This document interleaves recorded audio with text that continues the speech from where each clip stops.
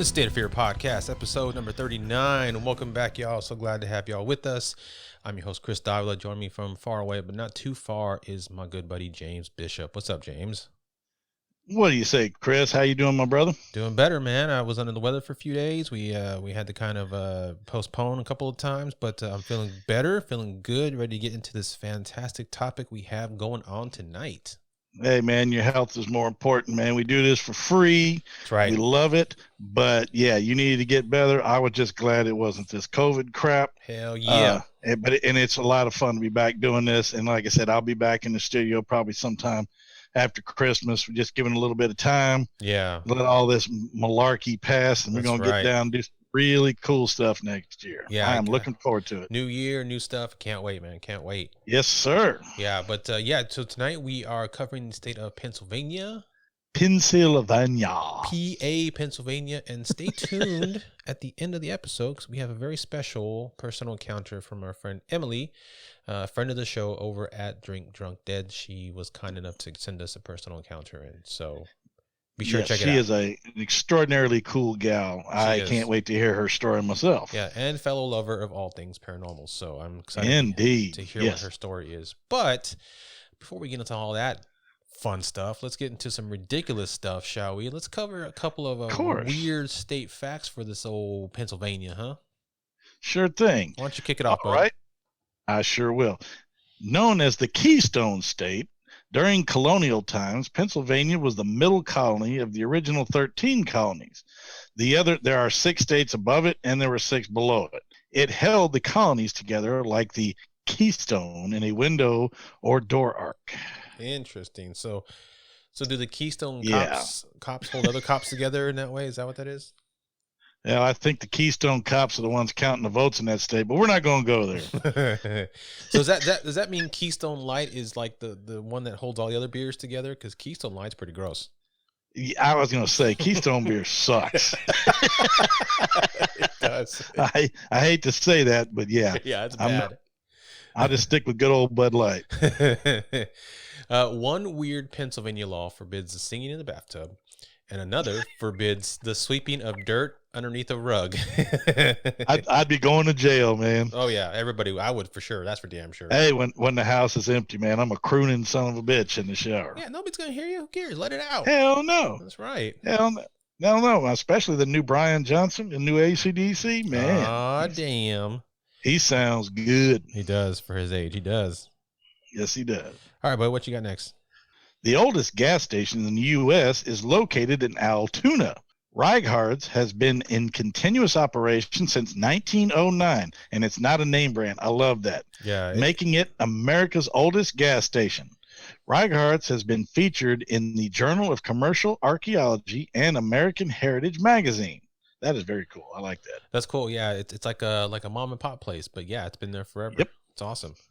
Now, it may be a chain, just may not be a chain we know out here, like it's possible. Yeah, but it's true. Yeah, but sounds to me like it's a gas station, tire center, haircut place, post office, dental office, and grocery store all thrown in one. Them kinds of places. Yeah, well, it's definitely not a Chevron or a Shell or something that we know all over the country. Yeah, for sure. Hell no. Yeah.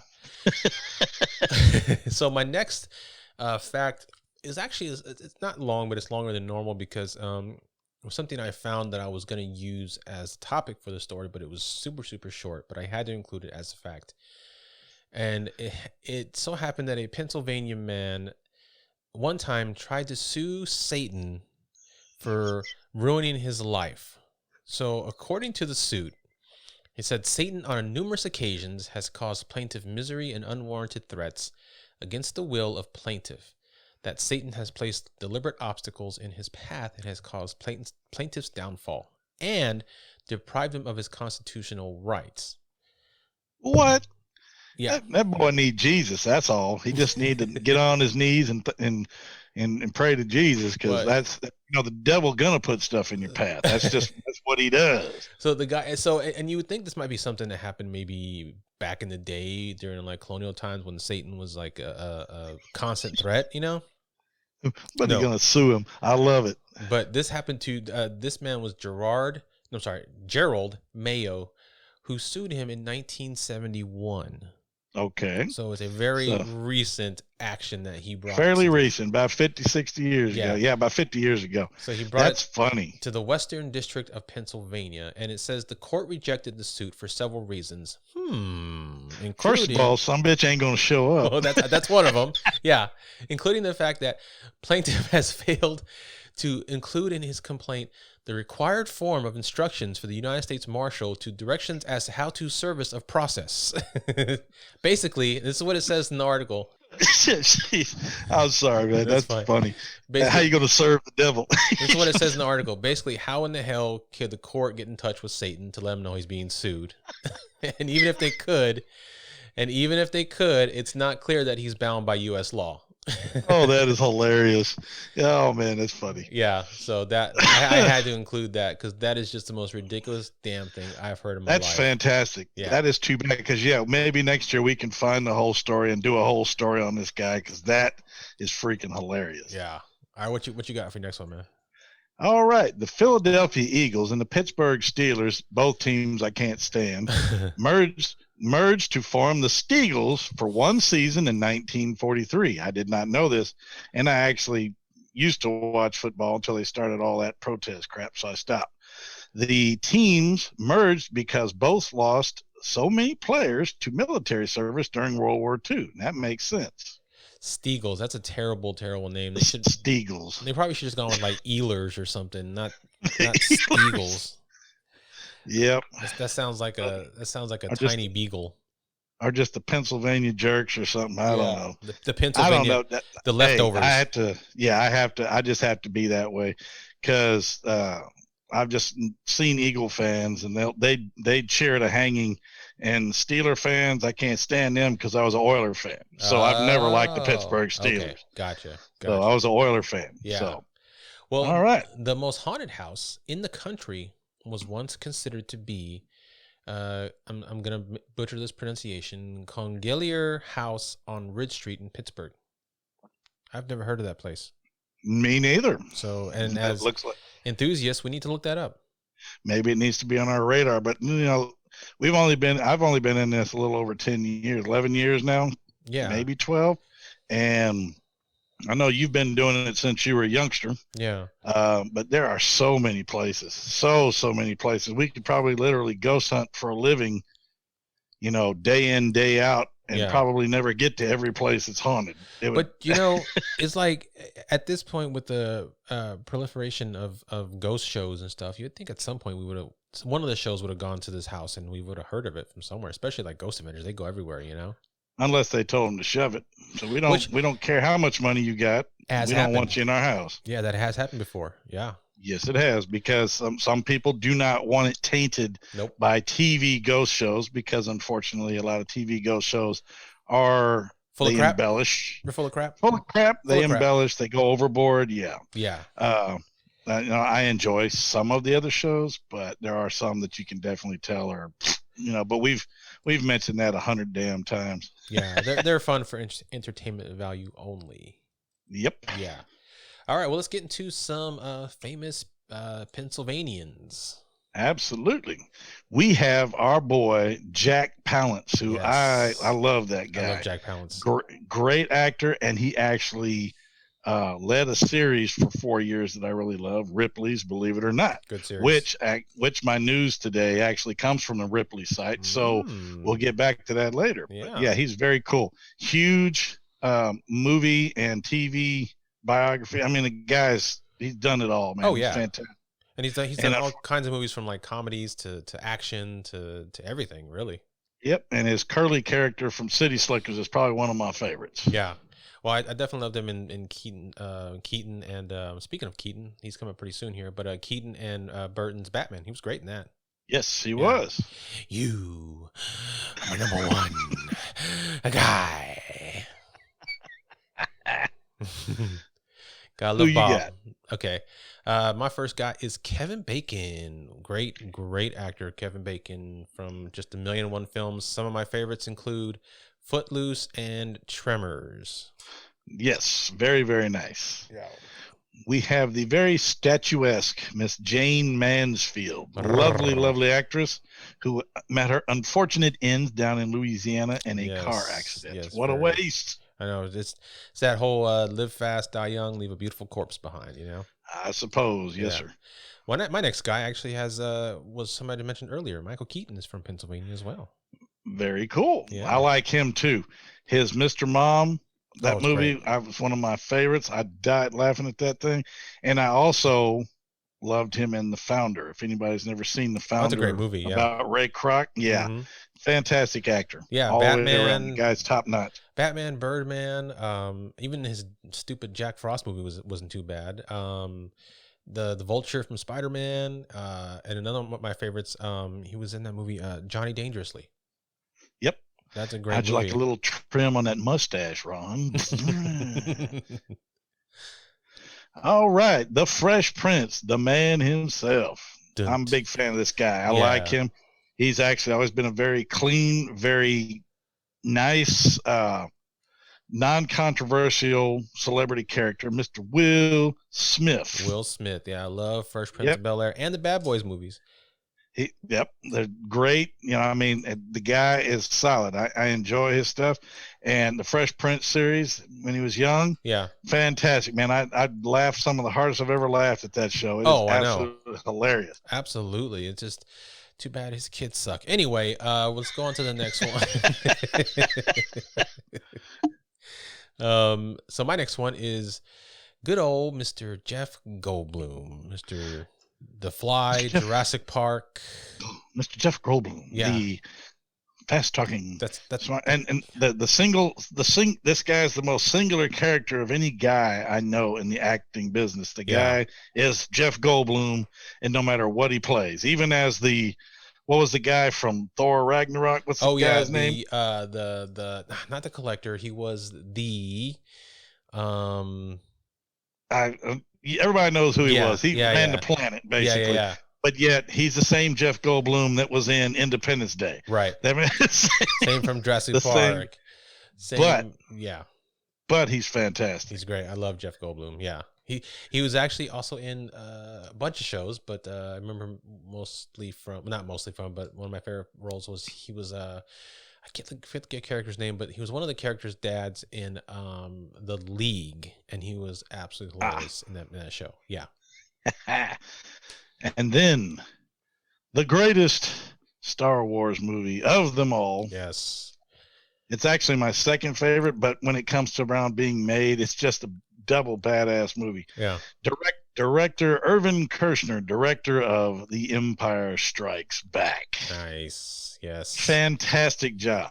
Yeah. I mean, good God, that movie was fantastic. I mean, especially because, and we're not going to get into another 20-minute long Star Wars diatribe here, but especially because coming off of Star Wars, which was a big hit, and in the 70s, 60s, 70s, 80s, and even up to the 90s, whenever somebody did a sequel, usually the sequel was just a retread of the first movie because they wanted to bank on the popularity of the first movie and what made it so good. So they basically did a retread of the first movie with just slightly different circumstances, you know? Yes. One of the ones that I point to the most often is Home Alone 2. It's the exact same movie, just went from a home to an entire city of New York, but it's the exact same movie beat for beat, you know? Just a geographical change. You're right. Exact same scenario. Of course, I love the setup still. I mean, they were different traps and stuff, but it's the same thing. Exactly. Guys try to go in there, they get jacked up by all the traps. Right. But it's still hilarious. And they do that because they're riding off the popularity of the first one, and they don't want to take risks to make it too different. He took a risk. He made it totally different from the first one. It was darker. It actually, you know, evolved the characters more, and it was just so good. And to end, it didn't even end on a happy ending. You know, it ended on on Luke having to get his hand repaired, and then Han being trapped with taken to Jabba. So, you know, and Han being my favorite character, that bugged the hell out of me. I said, oh hell no, this can't stand. Yeah. But that's how he decided to end it, and it was fantastic. Great. But at least it did. It's cliffhanger like a son of a bitch. Hell I mean, so that made you just crave the Return of the Jedi. You're absolutely like, bring it. I mean, because you already knew the title of the movie by that time, but it was another 2 years before they came out with it. You're like, dying over the next 24 months saying, please, somebody give me something on this Hurry, movie. gimme. Yeah, Let absolutely. me know what's happening. But, but if you want to ruin a movie, you just go look at the credits and who's starring it. Yeah. You see Harrison Ford. Hey, he's going to live. He's alive. Whatever. Yay! Yeah. So my final guy, speaking of clean cut, my final guy is one of the most amazing humans to ever have walked this planet. He was a believer in all things wonderful, and he haven't had any controversies attached to him years after his death because he's that great of a person. Mr. Will You Be My Neighbor, Fred Rogers. One of the most, you are not joking, man. That guy is one of the most fantastic, beloved TV personalities of all time, if not the most. Yeah. What a wonderful guy. I mean, I know he had like rumors circulating around that he was a Marine sniper and was tattooed and all this mess. I saw which was that all shit. Yeah. Yeah, that's all debunked crap. Yeah. Although, and then the movie Be My Neighbor with Hanks. Yeah. I think it's called Be My Neighbor. Or Will You Be? I think that's what it was called.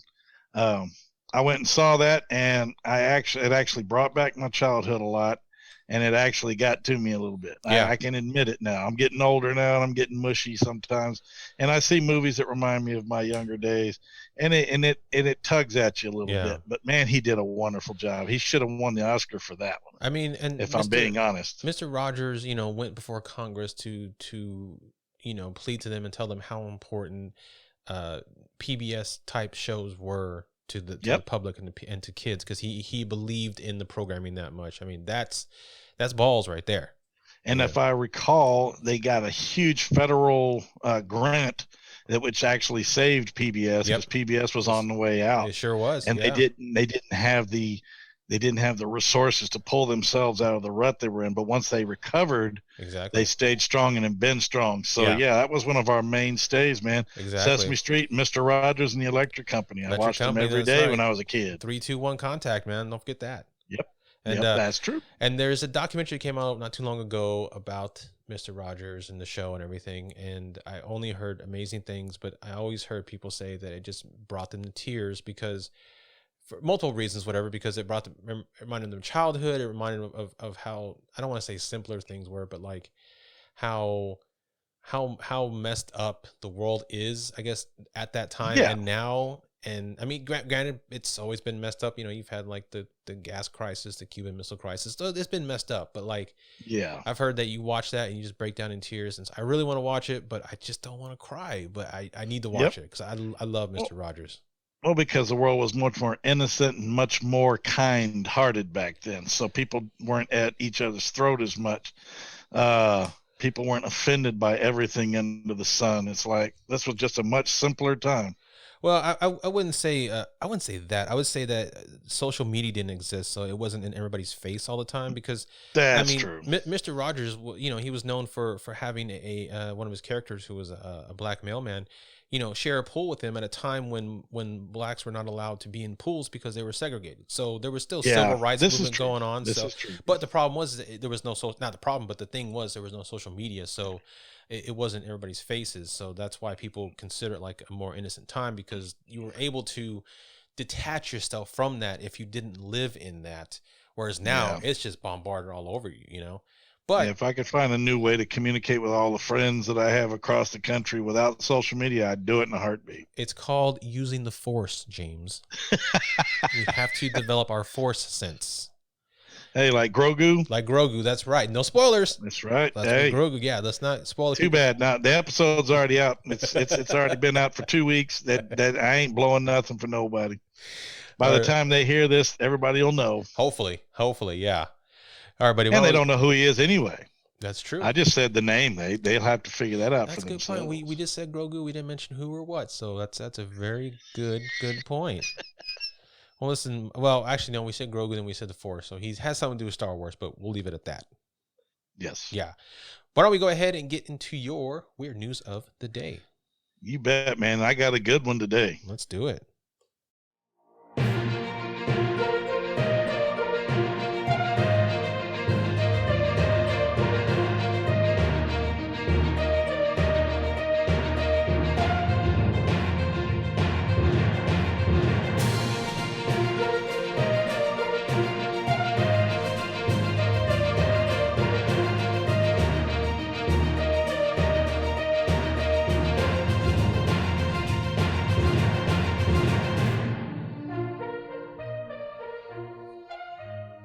Man, I love it. I'm over here banging on the drums, and Chris is directing the orchestra. This is perfect.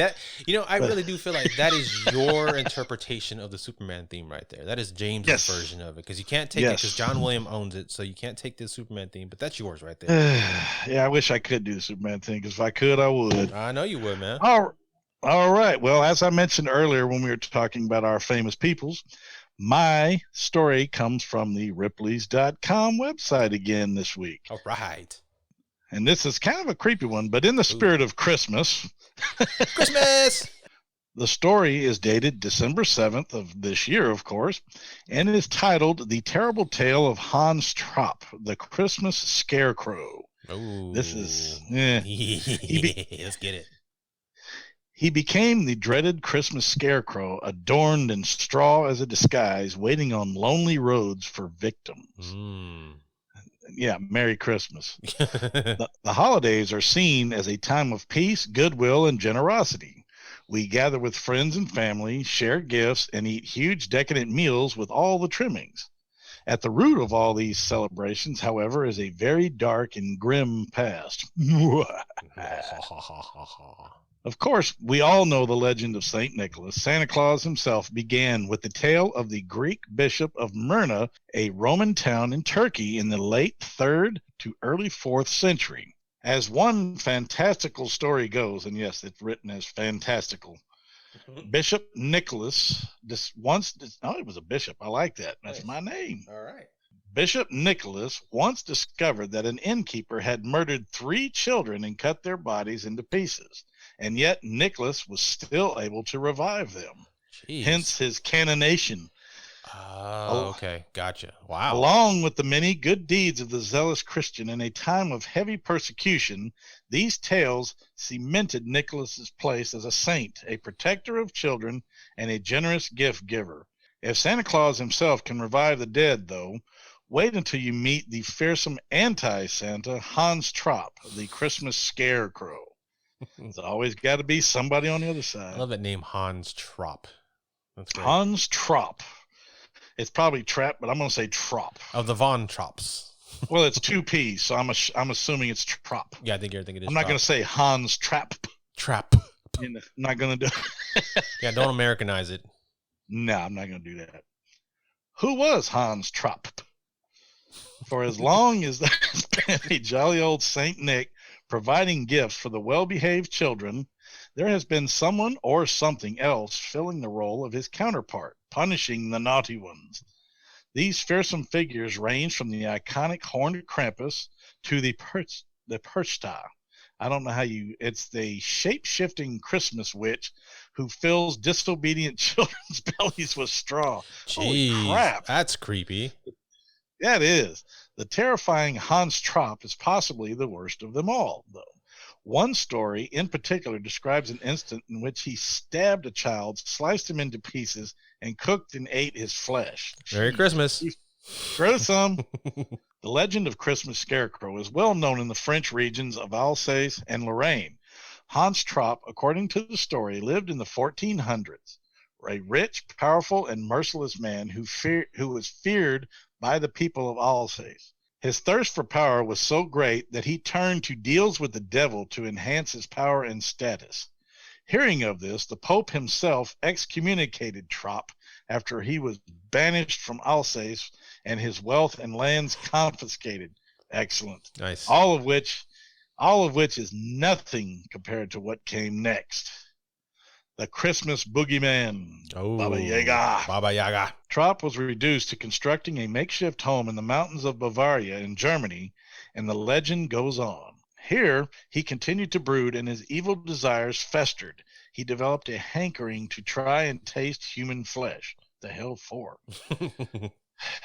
Finally, he became the dreaded Christmas Scarecrow, adorned in straw as a disguise, and he waited on lonely roads for a victim. Wahaha. Waha, there you go. Good one. A 10-year-old boy happened to cross his path one day, and Trapp stabbed the unfortunate shepherd's boy with a vicious, sharp stick. The stick was vicious, or he was vicious? That's how it's written. I don't know. With With the body safely back at his lair, Trop sliced him into pieces and roasted him before he could eat. He was struck by a divine lightning bolt and killed. Nice. I like that. Yeah. That's instant justice. Fantastic. I'm glad. Today, naughty children are warned that Hans Trop's spirit lingers on and that he may visit them in his scarecrow disguise if they don't mind their ways. Oh, man. Oh, damn. A popular boogeyman and frightening tall tale, you may think, but nothing more than that. Sadly, though, we've got some bad news. The story seems to have been inspired by the incredible true story of a real person. Oh, shit. The man who inspired the legend, Hans von Trotha, was a knight who lived from 1450 to 1503. Only 53. That's my age. Crap. He commanded 2 castles in Palatine, French/German territory, but became embroiled in an argument with the church over the property in one of them. The abbot would not concede certain properties to von Trotha, so the embittered knights stopped the supply of water to the nearby town of Wassenberg. That's like some Yosemite Sam shit when he was damming up the river. Or was it Black Jacques Shellac from Looney Tunes? Yeah. Gotta bring Looney Tunes in this damn thing. I love it. Hey, got to. In retaliation, the abbot had the dam destroyed, which Bugs Bunny blew up the dam in the Looney Tunes cartoon, so that's funny. I'm wondering if that might be part of the inspiration. You never know. Interesting. Which then flooded the villagers' homes and businesses. The dispute continued until, just as with Hans Trop, the knight was summoned by the Pope himself and excommunicated. While there's no record of von Trotha turning to cannibalism and hunting children while dressed as a scarecrow, what we know of Hans von Trotha's life is also extraordinary.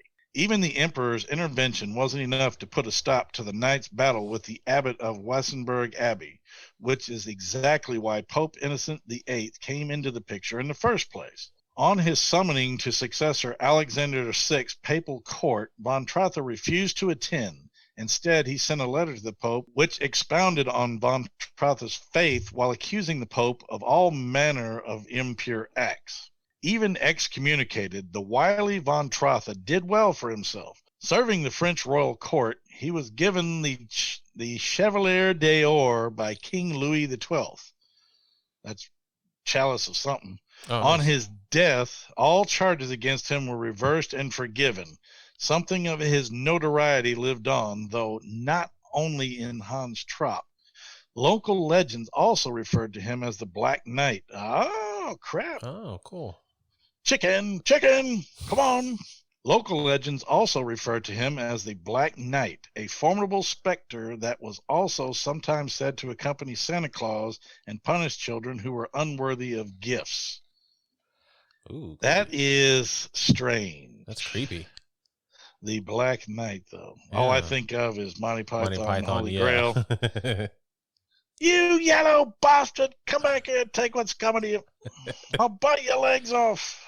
But that's it, brother. Nice. That's the story. That's creepy. Filled with Christmas cheer. Lots of Christmas creepiness and killings and mutilations. Isn't that just the most wonderful time of the year? Hey, nothing's better. No weird news is better than true weird news. That's true.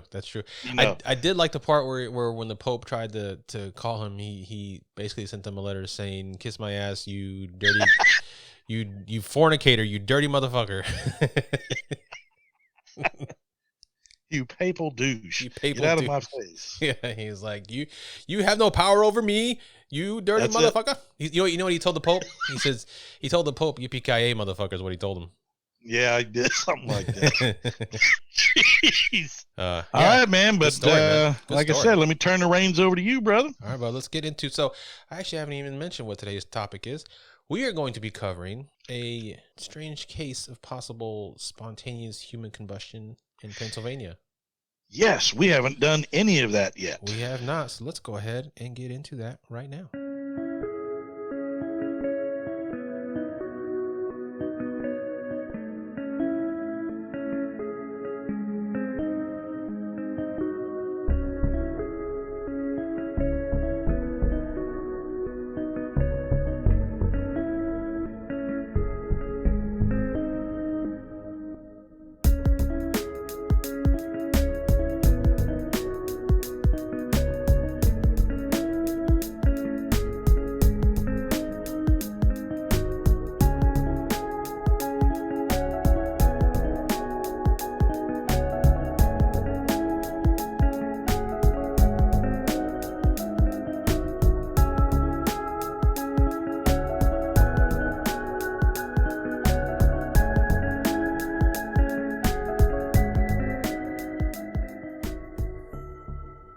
All right, so today we're going to be discussing the death of Dr. John Irving Bentley in Pennsylvania in 1966. Now, before we do that, though, I do want to go over a quick little rundown of what spontaneous human combustion is for those who may not be familiar. And I have a few cases I want to go over real quick, too. They're just real simple ones. I won't take up much time. But spontaneous human combustion is the concept of the combustion of a living or recently deceased human body without an apparent external source of ignition. In addition to reported cases, descriptions of the alleged phenomenon appear in literature, and both types have been observed to share common characteristics in terms of circumstances and the remains of the victim. This idea and the term spontaneous human combustion, or SHC as we'll call it from this point on, were both first proposed in 1746 by Paul Rowley in the article published in the Philosophical Transactions concerning the mysterious death of Countess Cornelia Zangari Bandy. Scientific investigations have attempted to analyze reported instances of SHC and have resulted in hypotheses regarding potential causes and mechanisms, including victim behavior and habits, including alcohol consumption and proximity to potential sources of ignition, as well as the behavior of fires that consume melted fats. Natural explanations, as well as unverified natural phenomenon, have been proposed to explain reports of SHC. Current scientific consensus is that most, perhaps all, cases of SHC involve overlooked external sources of ignition. Of course they do. They're just trying to just bring us all down. You know, they can't give us anything. Yeah. I'll tell you right up front, one of my biggest theories is people who've made deals with the devil, Ooh. you know, and then they run out of time, they fail their task or something like that, because I have heard that a lot of these cases, these people just combust and they're sitting in a chair and the chair is undamaged, but their body is complete ash. Yeah. I'm sorry, if there was an external source, it would burn their freaking house down. That's Sorry. I had not heard that before, but that's super cool. That needs to be like in a book or a comic or something. That's a cool theory. You need to keep. That's a creepy theory. You need to copyright that, man. That's cool. Well, like I said, I've just heard that on the wind. I just thought I would throw that in there. It's an opinion. I can't substantiate it at the moment, but I have heard that legend. That's cool. That was one of the possible causes of combustion is a failure. You know, make a deal with the bad man and you fail and poof, you get caught up in that hellfire, man. Are possible demons on earth that are expelled and just, you never know. Yeah. You know, Constantine, he burned up. It's a comic book, but you know what? The stuff's got to come from somewhere. That's right. And it always deals with like actual artifacts that existed in the world, like the Spear of Destiny, Yes, sir. Yeah. Yes, sir.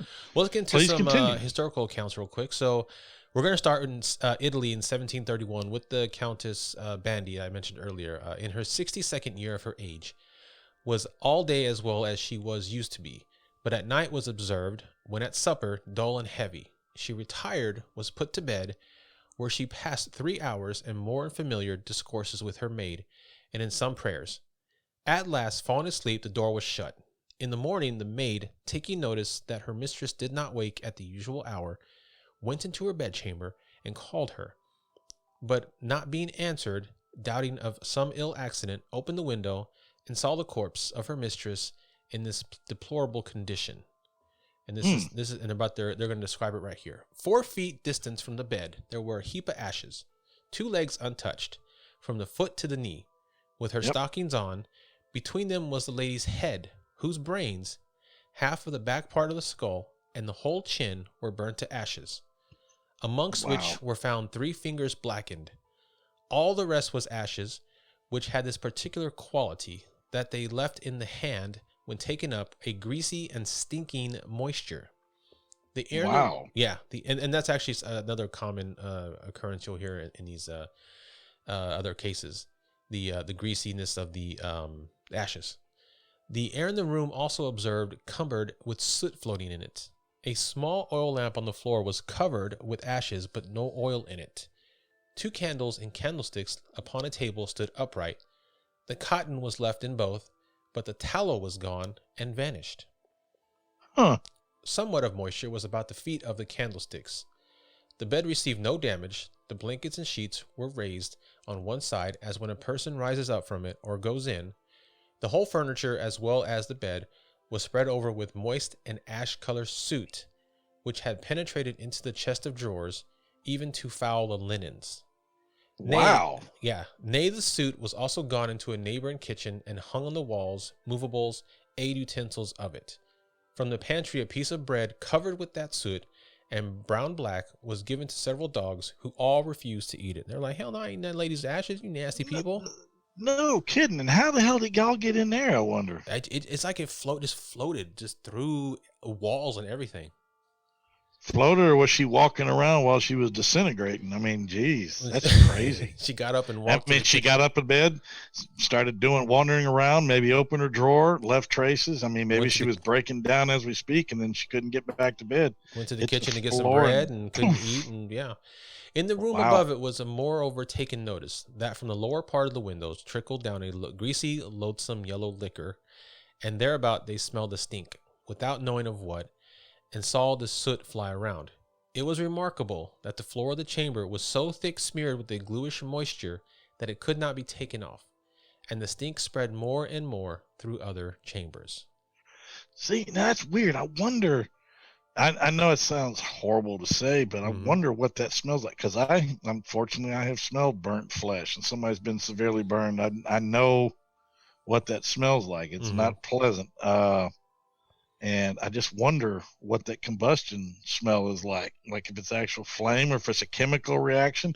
I've always been very fascinated with this whole thing. Yeah, it's nuts, man. I wonder if like someone who works at a crematorium would know what that smells like, because I mean, it's got to maybe so. It's got to be that hot to burn the body to ash, right?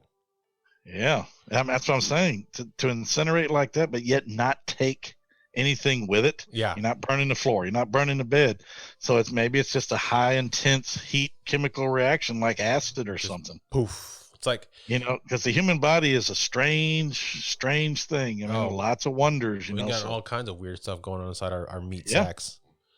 Yep. So now we're going to move to 1951, July 2nd, 1951. Mary Reeser, a 67-year-old woman who was found burned to death in her house after her landlady, realized that her house's doorknob was unusually warm. The landlady notified the police, and upon entering the home, they found Reeser's remain completely burned into ash with only one leg remaining. That's another thing you'll see in a lot of these, is there's always at least one leg remaining from like the shin down. Completely undamaged. Mm-hmm. The chair she was sitting in was also destroyed. During the investigation, detectives found that Reeser's temperature was around 3,500 degrees Fahrenheit. Wow. So the chair, in this case, the chair was damaged. In this case, it was, yeah. Okay, because I've heard cases where the chairs are completely undamaged. There's just a pile of ash sitting on a piece of furniture, right? And the chair itself didn't get it. So I stand somewhat corrected. Yeah, there's other cases, and a lot of them also take place in like beds or chairs. So at some point there was a chair that wasn't damaged, I'm sure. Yeah. Yep. Which puzzled the investigators, as almost everything else in the room in which Reeser was found remained intact. Reeser took sleeping pills and was also a smoker. A common theory was that she was smoking a cigarette after taking the pills and then fell asleep while still holding the burning cigarette, which could have ignited her gown, ultimately leading to her death. Investigators also found that the fire had burned a socket, which stopped a clock at 2:26 a.m., suggesting that Reeser had died around that time. Huh. Yeah. That is strange. Now, see, I'll disagree with that. No way a cigarette. It may even torch the chair. Big deal. Or maybe she died and she had her cigarette in her hand, and that's what burned up the chair. No. Unfortunately, you can't tell which is which. No. But the thing is, if she was sitting there smoking, and then the chair actually caught on fire, say she did fall asleep and the chair actually burned her, even a chair wouldn't burn long enough to burn a body to complete ash, including the bone, and stuff like that, leaving just one leg undamaged, Yeah. I'm sorry, I just can't buy that. There have been plenty of cases of people falling asleep with cigarettes, like in beds, and the whole mattress goes up in flame, Yep, they get burned, but it doesn't burn them to ash, to a pile of ash. No, because it doesn't last long enough, for one thing, and the fire's not hot enough. I mean, it kills them. Yeah, unfortunately, but go for it, bud. Margaret Hogan, an 89-year-old widow who lived alone in a house on Prussia Street in Dublin, Ireland, was found burned almost to the point of complete destruction on 28th of March, 1970. Plastic flowers on a table in the center of the room had also been reduced to liquid, and a television with a melted screen sat 12 feet from the armchair in which the ashen remains were found. Otherwise, the surroundings were almost untouched. Her 2 feet and both legs from below the knees were undamaged. Weird. Yeah, it's always the feet. A Yeah, a, that's a small coal fire had been burning in the gate when a neighbor left the house the previous day. However, no connection between this fire and that in which Mrs. Hogan died could be found. An inquest held on the 3rd of April 1970 recorded death by burning, with the cause of the fire listed as unknown. See, now people may or may not believe this. I do because, churchgoer. I don't go now, but I should. But the heart is where the soul is. I've always believed that. That's where your soul is. Okay. So if your soul is ripped from your body by some force and you're put to, this going back to my other theory. Yeah. Then naturally it's like a flash of heat. It doesn't even say how long the fires last. I guess nobody knows. Nobody knows, really. But it melted flowers from a little ways away, and it messed up a TV, but it didn't touch anything else. Right. That's just weird, that's man. Another weird thing about some of these, because some of these end up in happen in apartment buildings, and so nobody smells or notices a fire or smoke or anything. So there's a rough estimate of when the person may have died, but there's a good 12 hours between they were last seen and when they're found. Yeah. And the fire is in between that point is when it happens, but nobody reports it. It's purely supernatural thing. There's nothing normal about this at all. And like I said, if their soul is ripped from their body by something evil or God knows what, you just don't know. And then it's just that flash and it just torches the top half of the body. Maybe that's why the legs are always untouched. I don't know. It's just a weird theory, but yeah, somebody else explain it, Right. Yeah, exactly. Yeah. You tell me what it is, fuckers. Yeah. Henry Thomas, a 73-year-old man, was found burned to death in the living room of his council house in the Russell estate in Ebwa Vale, South Wales in 1980. I probably butchered that, but I don't care. His entire body was incinerated, leaving only his skull and a portion of each leg below the knee. The feet and legs were still clothed in socks and trousers. Half of the chair in which he had been sitting was also destroyed. Police forensic officers decided that the incineration of Thomas was due to the wick effect, and we'll get into that here in a bit.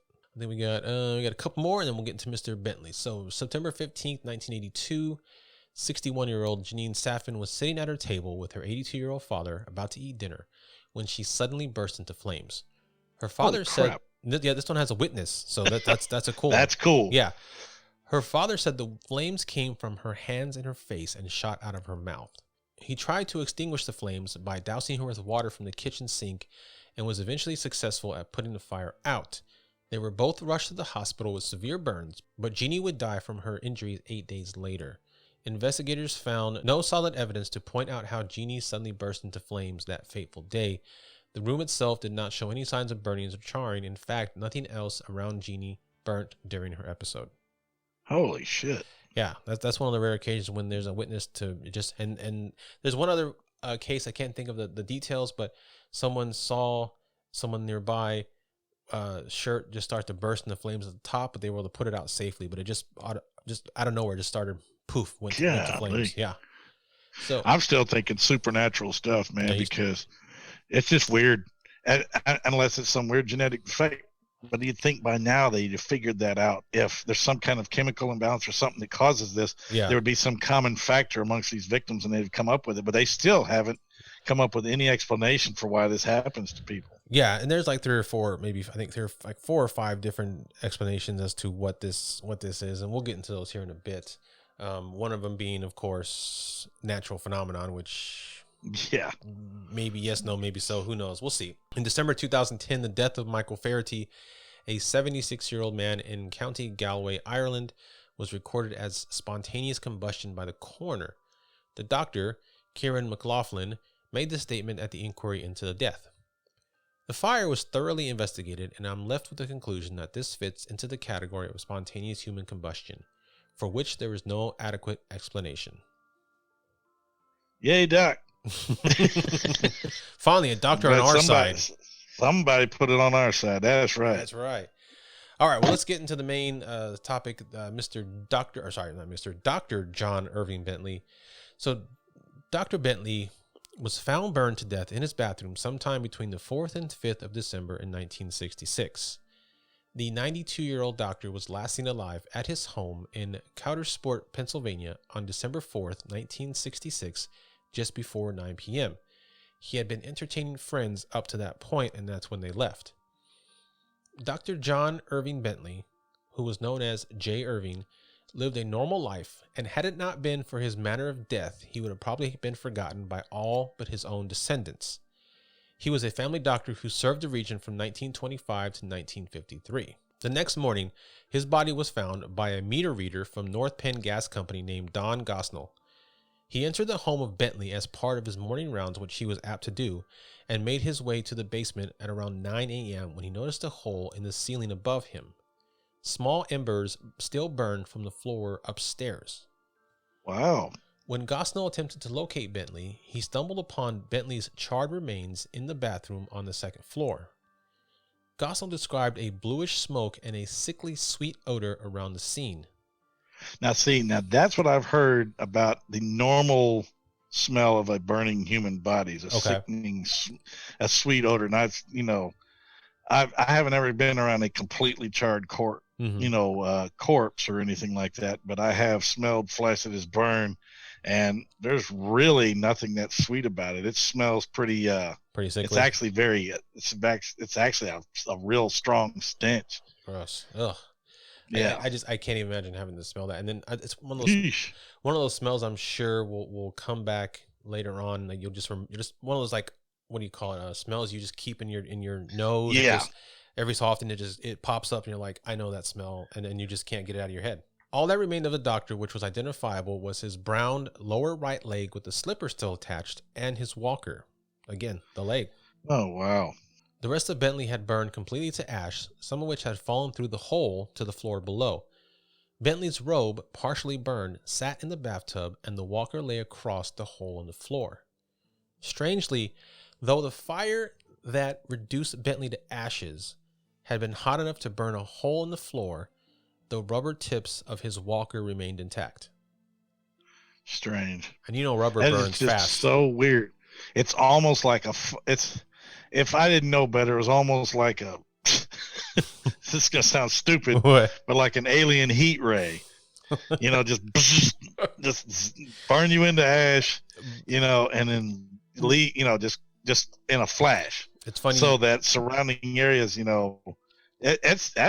is fascinating. It's funny you bring that up. I'm digging this. That is one of the suggested reasons for it too. So that's funny you bring that up. Oh, yeah. Okay. According to cremation experts, it takes 2 to 2.5 hours between 1400 and 1800 degrees to burn a human body to ash. If his body burned at this temperature, then his wooden house should have been engulfed in flames as well. Absolutely.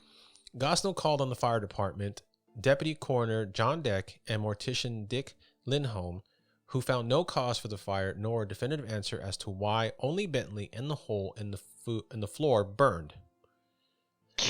Now, John Deck speculated that Bentley, a frequent pipe smoker, ignited himself after falling asleep while smoking. The evidence of this was present in the bathroom as well as the hall leading up to the hallway, but the technology of 1960s was not sufficient to recreate exactly what happened at the scene of the fire. So, what exactly happened to John Bentley? Well, let's go through some of the theories. I have a feeling you're going to tell me. You are clairvoyant, sir. Yes, sir. So let's examine a few of the theories that have been put forth. First is the spontaneous human combustion theory. Something within the doctor caused him to catch fire and burn up. The theory is favored heavily upon by many due to the fire that consumed him was confined only to his bathroom and only seemed to have affected the doctor and the floor immediately under him. Those who have studied the phenomenon of SHC state that this is common among those who are believed to be victims of it. Comparing it to a number of possible cases of SHC, Dr. Bentley's death does seem to fit into a pattern of strange death by fire cases. In cases of SHC, such as Dr. Bentley, the area around the deceased is barely affected. The fire that consumed the doctor neither darkened the tub beside the remains nor melted the rubber tips of his walker, which lay nearby. The theory of falling ashes. This theory states the doctor was a victim of his smoking because Dr. Bentley was known to have smoked a pipe. The belief is that the ash fell from his pipe, ignited his robe, setting him on fire. He attempted to get to the bathroom to put it out, but fell and was burned to death while he lay on the floor. Never happened. Sorry, that's bullshit. Deputy Coroner John Deck, in his official report, states that this was the official cause of death. Dr. Bentley accidentally set himself on fire due to ashes falling on his robe. A robe wouldn't burn long enough to burn your skin off your bones, much less burn you to ashes. I'm sorry. And a hole in the floor. And the human body is just like flammable. It has to have an external source. It's not like you can just take a match to your skin and all of a sudden, woof, on fire. No, right. It's not going to happen. Yeah. Sorry. That one's out the window. That's bullshit. That's just somebody lazy didn't want to really look into it. All right, let's go with the lightning theory then. This theory states that Dr. Bentley was either struck by lightning or was hit by a ball lightning. While in the bathroom that evening, the doctor was hit by either a stray bolt of lightning or ball of lightning that came through the window, which ball lightning is an actual occurrence. It's a very, very freaky thing. That is true. The weather in Cartersport was described as freezing, and no mention of storms was found in the area at the time of Dr. Bentley's death. So that one's kind of less than reputable. Yeah. But then again, you would have an entry and an exit point, and I have heard of lightning blowing off limbs of people it is struck. Yeah. But never turning somebody to a pile of ash. Right. Or igniting them on fire. I mean, yeah, they might burn a little bit. Yeah. But it's so fast. That's that's cartoony right there. That's what you see in a cartoon. Yeah. When they get hit by lightning, they turn to ashes. That's not real life. No, it's not. Methane. This theory states that SHC is caused by a buildup of methane in the stomach and intestines. When the amount of methane gets to a critical level, it reacts to enzymes and explodes, setting the person on fire. The only thing against this theory is, why doesn't this happen in cows who produce more methane than humans? You never hear about spontaneous cow combustions, SCC. No, you don't. You don't. You sure don't. But that goes more along with my possible chemical reaction theory within the body. But I digress. Go. And let's go with another one. Aliens. I'm going with aliens. You're going with aliens? It's either aliens or Bigfoot did it. I mean, Bigfoot did it, that bastard, that pyromaniac bastard. Early December of 1966, there were a number of reports from the region concerning UFO sightings. We'll have to look into that some other time. Yes, we will. Supposedly, Dr. Bentley was a victim of either, one, an alien experiment gone wrong, or was shot and killed by an alien weapon, which is what you proposed earlier. So good job. I'm going to give you a... Hey. That works for me. I'll take it. You called it. All right, well, let's get into what is widely known as probably the most believable theory of his death, the Wick effect. So, forensic analysts and fans of this case have created a theory that they say can fully explain Bentley's death. It seems that the good doctor fell prey to a very unfortunate set of circumstances in his two-story home. At the time of his death, Bentley had been in bed wearing his flannel shirt and robe. But Bentley was known to fall asleep while smoking frequently, and according to his friends and neighbors, his robe and some of his clothes even had burn marks on it to prove it. Late December 4th or early December 5th, Bentley likely woke to find himself on fire after falling asleep with his tobacco pipe. Burnt pieces of flannel shirt in his bedroom and hallway support this. The flannel likely acted as sort of a kindling, allowing the fire to burn slowly as Bentley foolishly made his way to the bathroom. The broken remains of a glass water pitcher found in the toilet show that he did try to put himself out. This poor guy. I know, poor guy. I don't mean to laugh at him dying, but it's very comical. It's trying to put himself out with toilet water. Yeah. Bless his heart. Bentley was known to have kept matches in his pockets. So once the small fire reached the matches, he would have erupted into small flames, enough to begin the process of melting his fat. Now, I couldn't find anything as far as like what his weight was or what his body fat content was, but I imagine most 92-year-olds are not that large. They're rather skinny, and so I don't think he would have had too much fat. But I digress. This is also around when the fire would hit the floor as Bentley fell due to his injury, where the flammable linoleum flooring easily ignited. The wooden floorboards and wooden beams underneath would also easily catch fire, creating the hole in the floor. The cool air from the basement could then flow up, creating what's known as a chimney effect, where the fire would then stay in that exact place and burn bigger and hotter, easily consuming Bentley's body. After the body, that. I'm still going with the ray gun. With the ray gun. You saying it was Marvin Martian? I think it was Marvin. He got him. Bastard. After the body turned to ash, there would be no more adequate fuel for the fuel. After the body turned to ash, there would be no more adequate fuel for the fire, Bentley's body fat and clothes, and so the fire would burn down, as linoleum doesn't burn for long without extra sources of fuel. They say this explains why there were small embers on the wood when Gosnell arrived and discovered Bentley's remains. So basically, he burned his robe cut, his stuff caught on fire. He had matches in his pocket. I mean, it's like a bad comedy movie. He's caught on fire. He had matches in his pocket. He couldn't get the toilet water out fast enough, which I don't know why he didn't use a tub or the sink.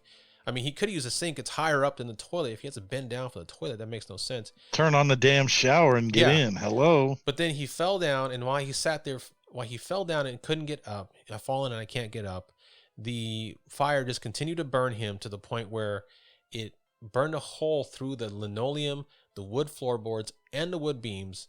And then the cold air from the chimney sat at that hole and refused to let the fire go out, and basically made a little campsite out of his body and just burned until there was nothing left to burn. That seems like a stretch to me, man.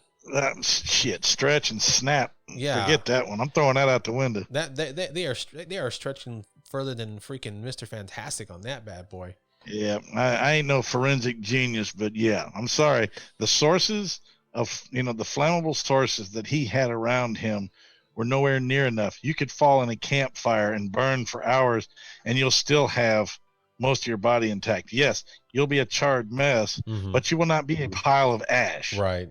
And that's a much larger source. Sorry, I ain't buying it.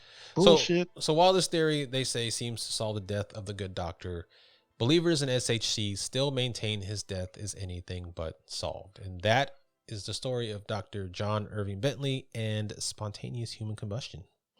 Yes, and the secret alien laser gun theory. Marvin the I'm Martian. digging it, man. That's a great story. That's a great topic, man, because I know we haven't covered this one yet.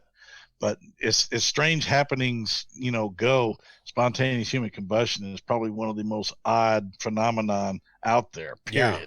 And it's scary with the first word in its title, spontaneous. It can happen anytime, any person. It's scary as hell.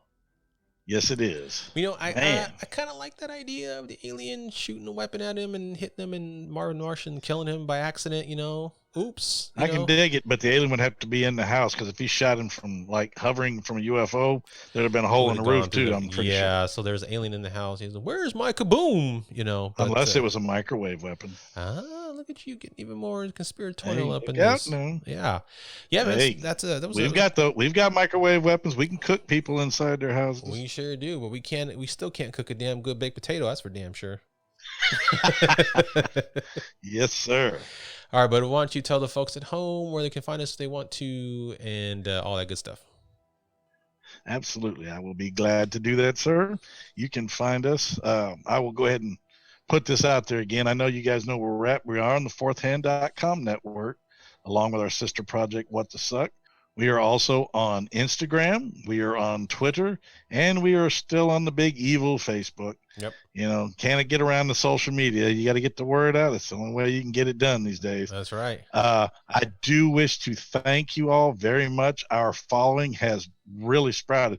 We've hit on, we're almost at 800 on Instagram, and we've passed 1,400 on Twitter. Yeah. And we're growing constantly. So thank you guys. We appreciate you listening. That's right. And like I say, it's good to be back. We're going to roll with it and get a few episodes in here before Chris comes down with the Black Plague and dies on me. Well, before that happens, we'll figure out something. Send us story ideas. Hey, or you might, we're going to make sure you don't spontaneously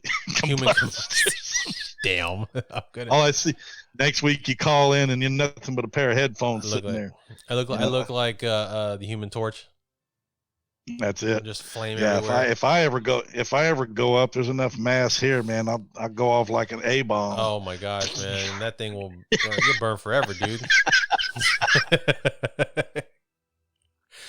Yeah, but send us story ideas, if you want to hear a topic, or just, if you see anything cool, send it to us on the Facebook page or Instagram or Twitter, and hit us up. If you have any personal encounters you want to share with us, do it. Send it to us at stateofearpodcast@gmail.com.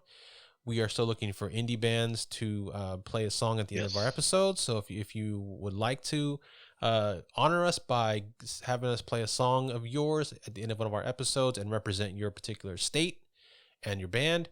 Just email us at stateoffearpodcast@gmail.com and we can get going with that. We'd love to hear y'all's music and your personal stories, so send that in. And one more time, we still have several of our wonderful 1996 Collector's X-Files collector postcards. That's right. That we're trying to give away. All you got to do is give us a review, take a screenshot, send it to the aforementioned stateoffearpodcast@gmail.com, and we'll get it out to you immediately. Absolutely. It costs nothing, and we'll be glad to get it. And these things are rare, man. These things ain't just floating around out there. And we still have a Patreon. Go to patreon.com/stateoffear and check out all of our bonus content. We've got bloopers. We've got ad-free episodes. Go check that out. It's super cheap, $1, $5, and $10. You can't go wrong with that. You cannot. Also, don't forget to stay tuned pretty soon here at the end of the episode for the personal encounter from Emily at Drink Drunk Dead. It's said to be a good one, I'm sure. Oh, absolutely. If it's Emily, it's bound to be good. That's right. All right, bud. Well, I'm ready to get out of this state and move on to the next. How about yourself? Yes, sir. What do you say we get on down the road? Let's do it, guys, and we'll see y'all at the next state. Take care, y'all. Hi, my name is Emily, and I am the host of Drink Drunk Dead. I have a story for you about a possible poltergeist haunting out of Erie, Pennsylvania. About 15 years ago, my fiance at the time, our good friend, and I were living in an apartment. It was the first floor of a turn of the 20th century house that had been converted into 2 apartments. So we had the bottom floor. And we absolutely loved this place. It was beautiful. It was really perfect for 3 young 20-somethings that were really doing nothing special with their lives. Almost as soon as we moved in, we started to have some unusual things that would happen. Right off the bat, we started to have things that would go missing, and they would be missing for several days, and then they would reappear in a spot that was, for lack of a better word, it was really obvious. It would be sitting on a table that had been clean, and we walked by every day. There's no way that it had been sitting there for several days, and then suddenly and we had missed it, but suddenly it would pop up. So we would have things disappear and then reappear. We also had interesting phantom smells. The most common phantom smell that we had was the smell of pipe smoke. Now, my dad was a big pipe smoker when I was a kid, so I'm really familiar with that smell. It's sweet, it's warm, it's comforting, and that smell would absolutely just envelop our whole living room. You knew that smell right off the bat. And it would linger, kind of like somebody was just sitting there on the end of the couch having a smoke with you. And for a while, that was pretty much all we had. Some phantom smells, some things that went missing and would reappear, the occasional unusual sound that we couldn't quite place. But then we started to have what we knew as the mimic. Our apartment had 2 front doors. It had an exterior front door, a tiny little entryway, and then an interior front door that led onto some linoleum tile, kind of like a mud room that wasn't enclosed. And it's an apartment, so it's small, it's right next to our living room. What would start to happen is that we would hear the doors, both of the doors, open and close, and then it would sound like somebody was stomping off boots in that little entryway. And it was a really distinct sound. It's very loud. You know the sound of boots that are stomping. And it's a 1-floor apartment with 3 rooms. You weren't very far from the origin of the sound. And this would happen even in the dead of summer. It would sound like somebody was walking in through that front door, stomping snow off of their boots. Erie, Pennsylvania is known for its mass amounts of snow, but we definitely don't get snow in the middle of July, at least not recently. And this would occur over and over and over. We had many people that would come and visit that would hear that stomping, that would think that we had other visitors coming over, and then go to check the door and there's nobody there. After a while, the boot sound started to be accompanied by a voice. It would say, hello, or I'm home, or a combination of the two. And often it would happen when there were only 1 or 2 of us home at the time. But the voice of it sounded like our roommate. And he himself actually heard this mimic. He heard the voices and he identified that as himself. He said, it sounds like I'm walking through the door talking to myself. Really weird. Definitely had us a little unnerved, but it didn't seem malicious. It was just unusual.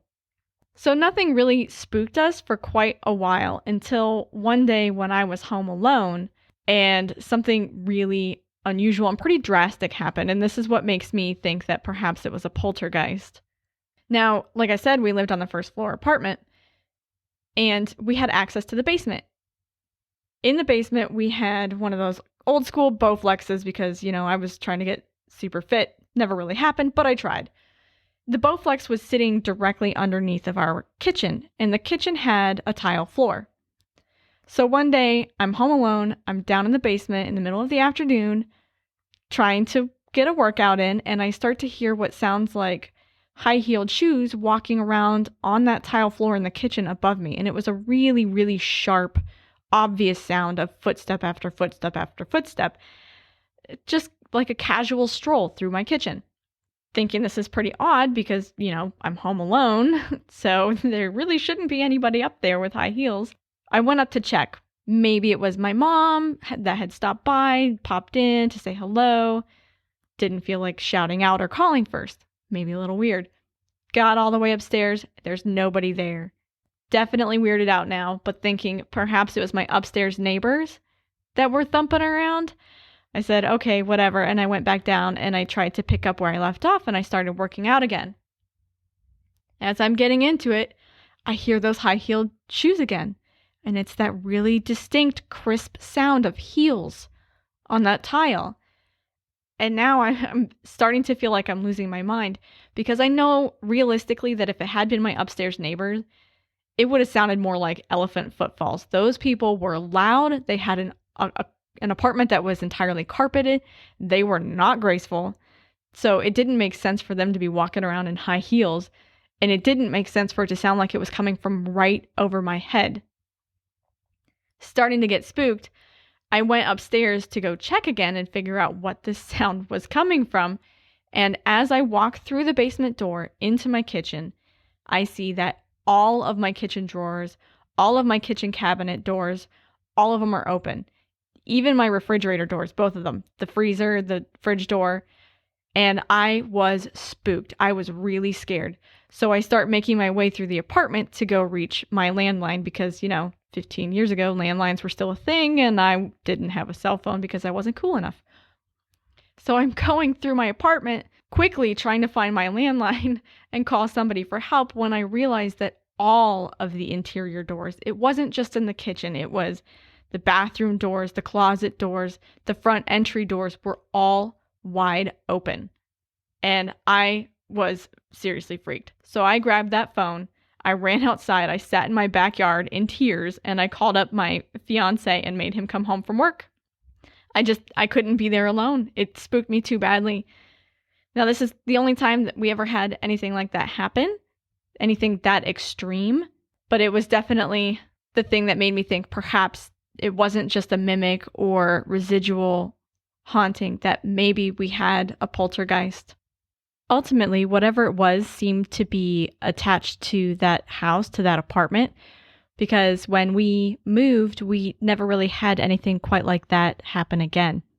We've had other things happen that we think might have been attached to some family heirlooms, but definitely nothing quite so drastic as all the doors being open and just the kinds of sounds and the mimic. The mimic was definitely stuck at that apartment. So thankfully we left it behind, and hopefully whoever moved in after us didn't have quite as many problems as we did. And that's my story. Thanks for listening.